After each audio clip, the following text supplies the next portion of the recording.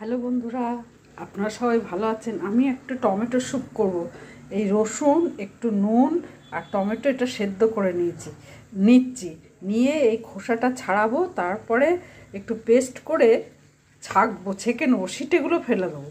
টমেটোটা নুন রসুন দিয়ে সেদ্ধ করে এই স্ট্রেনার দিয়ে এই যে স্টেন করে নিয়েছি। স্প্রিং অনিয়ন আছে আর বেবি অনিয়ন কুচি কুচি করে গোড়ার দিকে যেগুলো থাকে সেগুলো করা আছে, আর ধনে পাতা, এই যে ধনে পাতাও আছে, আর এই যে রসুন আর এই আদা এগুলোও দেব। এখনো গ্যাসটা জ্বালাইনি, জ্বালাবো।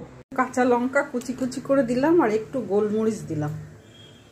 যে কাশ্মীরি লঙ্কার গুঁড়ো দিয়েছি, আর এটা কর্নফ্লাওয়ার একটু জলে গুলে রেখেছিলাম এই থিকনেস হওয়ার জন্য এইটা দিলাম।